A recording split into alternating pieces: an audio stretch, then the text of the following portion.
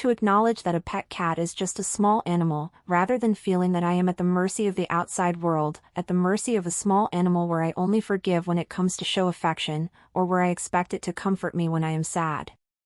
No, I am a living being, a life with my own subjective initiative. If I feel that having a pet improves my mood, I am the one who walks over to it. I pick it up. I control my own life, I choose my own life. I acknowledge that the small animal cannot comfort a creature multiple times its size and with a cognitive capacity far superior to its own.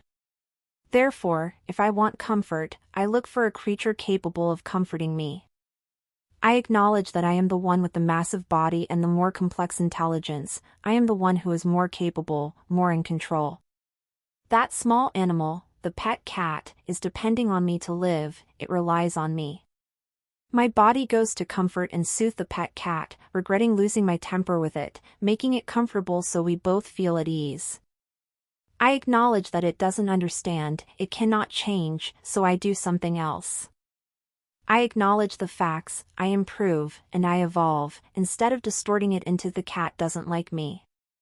So, acknowledging that the pet cat is a small animal is what allows me to live, to survive, to acknowledge reality, and then to improve, to evolve, and to resolve.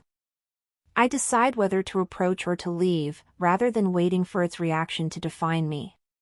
Whatever I do, I set boundaries.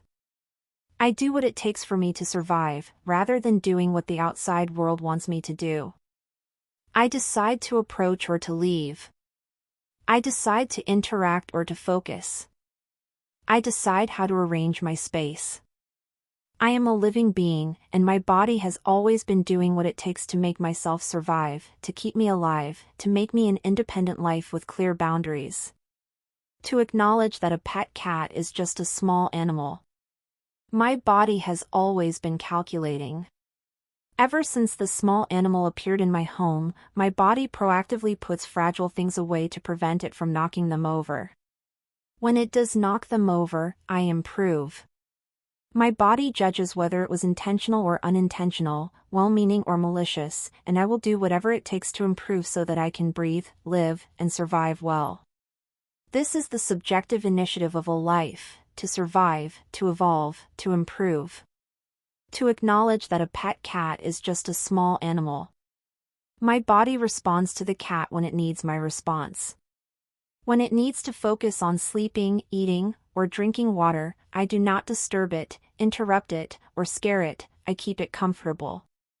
But when my body needs to work and live, and when I need my own space, I pick it up and move it away, push it away, or lead it away. If I need to focus, I provide myself with the environment and conditions to focus. I acknowledge what I need, what the pet needs, and what I am willing to give. I acknowledge who I am and what the outside world is. I acknowledge the truth, and only then do I survive, only then do I want to live. I no longer distort, I no longer project. I keep breathing and go to good places, to places of the strong, to upgrade myself. That means I act according to my body, I acknowledge, and I pursue benefits while avoiding harm. That means I go to truly strong and good places where my body feels fond, at peace, able to breathe and stay alive, to an environment favorable for my survival. I establish boundaries. I only go where my body allows me to go. I only participate in affairs my body allows me to participate in, and only to the extent my body allows. My body has always been calculating how to keep me alive. Just like sleeping well, eating well, and resting based on my body and the information I've read, deciding where to go, which direction to take, and what expression or attitude to adopt. What the body does, eyes closing to rest, looking into the distance, going to well-lit places, the body standing up to walk around, leaving dangerous places, disinfecting wounds, and caring for itself. What the body does is exactly my narrative of it. It is the reaction I make, it is what I do, and that is establishing boundaries. I am me, the outside world is the outside world. I do what it takes to make myself survive, I allow myself to survive, I cater to myself, I listen to myself.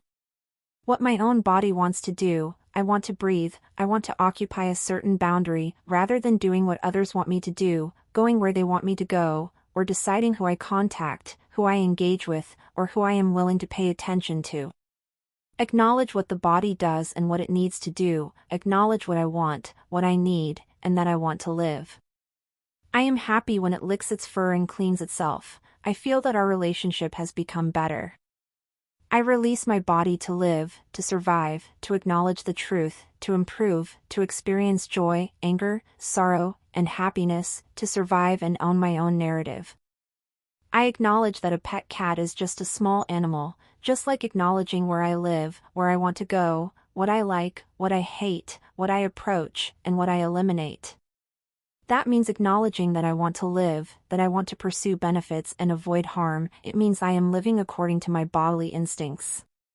To acknowledge is to be alive, it is to acknowledge reality in order to survive and take action. I release my body to do things, to make expressions, release my eyes to look, release my body to see, hear, and smell.